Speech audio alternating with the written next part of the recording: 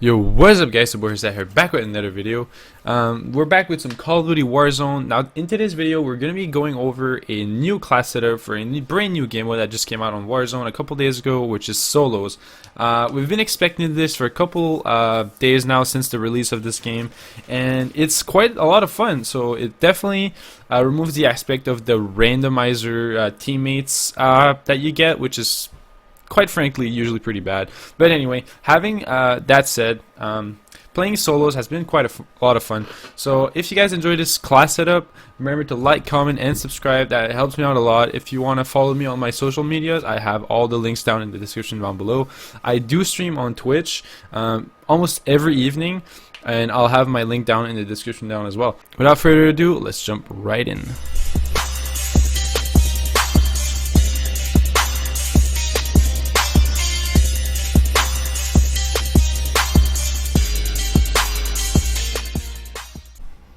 Alright, so here's the class setup. It's pretty similar to the best loadout video that I've made a couple days ago, although I did change some things on both of my guns, as well as some lethal and tactical changes. So we're going to go ahead and jump right in.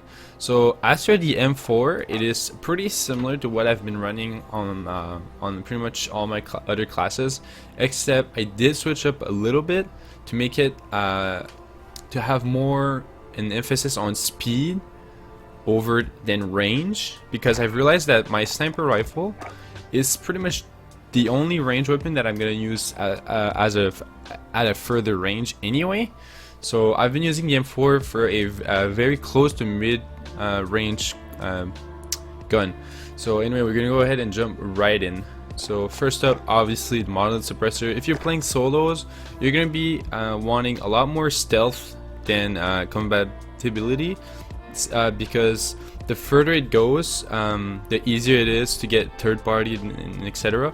So you're really going to need a lot of stealth to be able to actually do anything in this game. So obviously model suppressor for sound suppression and more damage range. Once again, this does reduce your in-down sight speed and your aim walking steadiness, but for the pros it's way worth it. Next up, once again the same thing, I'm going to be using this stock M16 Grenadier because it is the best one to use.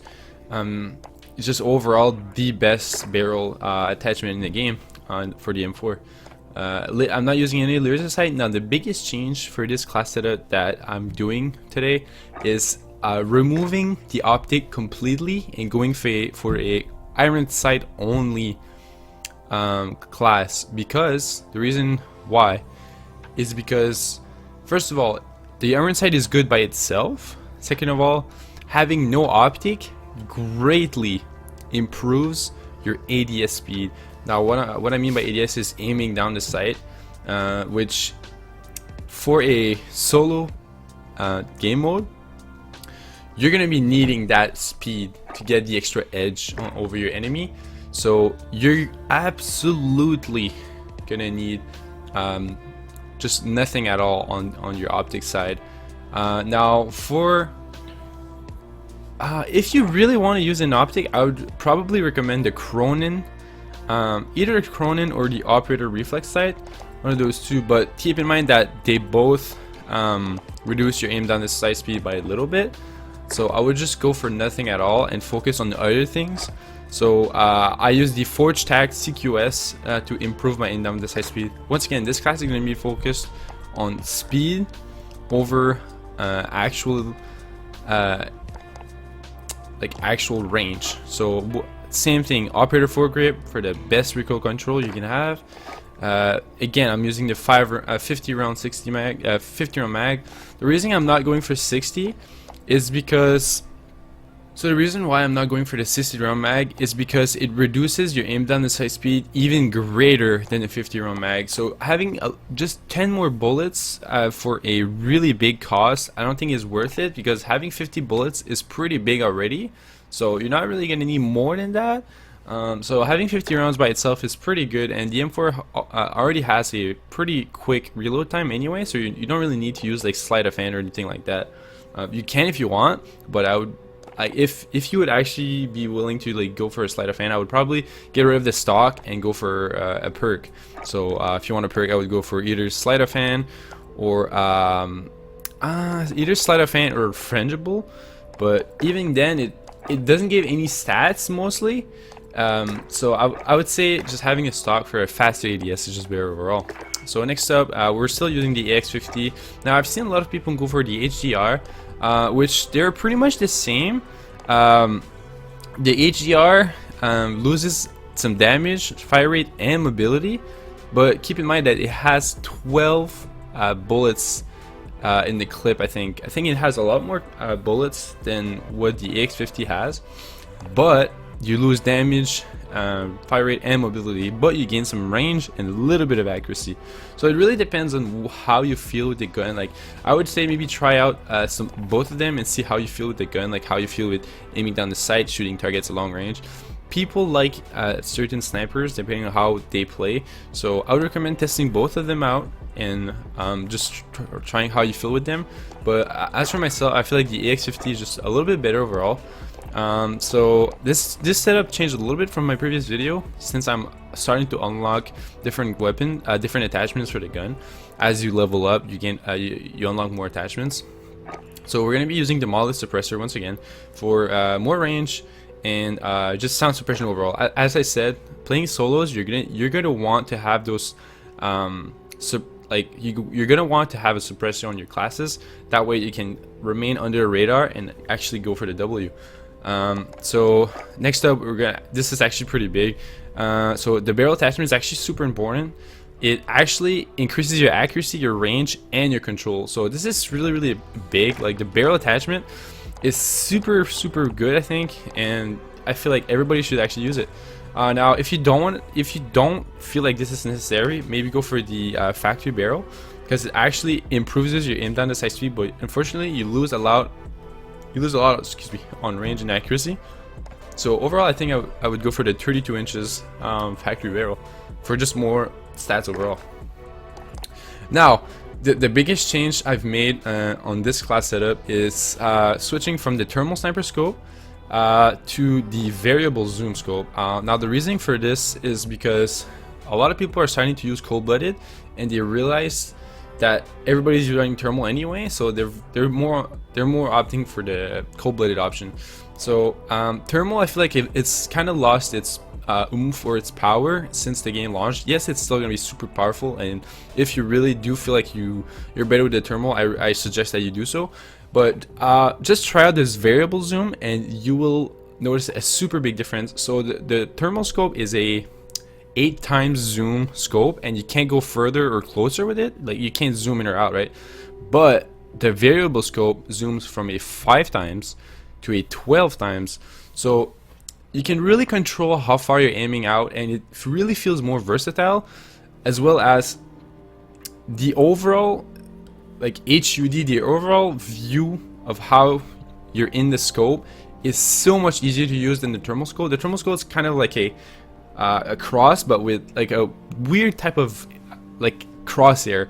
But the variable zoom is just the standard sniper scope you're used to in any shooter. Like it really feels like the AWP in CS:GO or the AWP. So I think the variable zoom is just overall better for sniper. And if you get used to it, you're probably never gonna go back to thermal. The only downside to this is that with a thermal, you can easily spot people across fields and stuff like that. You obviously won't be able to do it as easily as a variable zoom. Like you won't be able to spot enemies that are sneaky or like really sneaky positions, but the variable zoom is just overall better in my opinion. So next up, we're actually gonna go today with the for the stock, we're gonna go with a Singard Arms Assassin. Now the reason for this is just because you're gonna want more aim down sight speed. Now I've realized that if you don't use any stock, you're just gonna be losing a lot on efficiency. So I've been trying this out a little bit, and it's really worth it. Now under barrel, I'm not using it because I don't feel like the bipod is really necessary. Like how often are you gonna be proning? So I don't think this is really that good. Now for the ammunition, my previous video I had the 7-round mag, now I'm using the 9-round mag. It's simply because I unlocked it. Although you do lose on aim down sight speed and movement speed a lot compared to the 7-round, but just having 2 extra bullets sometimes is pretty crucial. So for the perks, I'm not using anything, and for the regrip, I'm not using anything either. So this is going to be it for my 2 main weapons. Now for my perks, once again, it's pretty much the standard as of today, because as you know, a lot of people are still running thermals. So cold-blooded is going to be a must, and then if you don't feel like cold-blooded is necessary, I would probably go for quick fix, which allows you to heal faster after killing an enemy, or double time. But I just feel like cold-blooded overall is just better to be protected against thermal players. As well as like it actually protects you from AI controlled things, like a I don't know, like a recon drone, or it doesn't actually trigger like high alerts. Like if you're being hunted, it's not going to trigger high alerts, so it's actually pretty good. Now next up, obviously overkill, to be able to have 2 main primary weapons. And for my third perk, once again, I'm using amped to be able to swap weapon faster. You're going to be swapping between your 2 primary weapons, between your sniper and your M4 throughout the whole game. So having amped is just the best option for the class. It's just really efficient. So I've seen some people use tracker. The only thing is it actually baits you in. I feel like it baits yourself in like quite often actually. So you're gonna see footsteps on the ground, like just like you would in multiplayer. The only problem with that is that sometimes it actually baits you in spots that you wouldn't really normally push. So I think like having amped overall, just more versatile, and you can just you can think for yourself instead of actually like focusing on tracking the footsteps. For my lethal this time, I actually went for the Molotov. I've been testing a lot of different lethals like Claymore, Frag, Molotovs, and a bit of Semtex, and I feel like the Molotov you can zone a lot, especially like to counter rooftop campers. Like a lot of people have been complaining about rooftop campers, like, oh, it's too hard to go kill them, or oh, it's like too easy to like just camp and like jump off with a parachute. Yes, but if you're stuck in a situation where you want to push an enemy that's on a rooftop, what you can do is actually just you can throw a Molotov, and then they're not really gonna hear your footsteps coming in. So just throw a Molotov near them on the roof, and then just climb up the stairs. It's gonna be really easy to actually go near them without them actually hearing you that well. So that's just a little tip for you guys until they actually fix the audio. But yeah, the audio is kind of non-existent as for this moment. But anyway, next up, the tactical. So in my last video, I was running smokes, but I realized that for some odd reason they decided that you could aim through smoke with a thermal. It's kind of dumb, to be honest. In a battle royale, it kind of counters the whole point of running a smoke. There's literally no use for a smoke now, because you can aim through it anyway. Yes, it's been like that in pretty much all of Call of Duty, but I just feel like it's pretty dumb that you can aim through a smoke with a thermal sight in a battle royale like this, because you know everybody's gonna run the thermal. So I think hopefully they fix this in the near upcoming future, because as for right now, running a smoke is pretty much useless. So I've just been running a stun grenade, which is just really good overall. So this is gonna be it for today's class, guys. I really hope you do enjoy those type of videos. I try to put as much time as I can actually testing those classes before I just output like mass information. I do really test those out and try different attachments and different loadouts and different perks and everything. So anyway, I really hope you do enjoy those types of videos. If you enjoyed, please remember to like, comment, and subscribe. It really helps me out a lot. Drop a comment below if you want to see a specific type of weapon or gameplay. And I have all my social media links down in the description down below. I stream on twitch.tv/Rizai. I have an Instagram and a Twitter, of course. So anyway, I'll see you guys in the next video. Peace.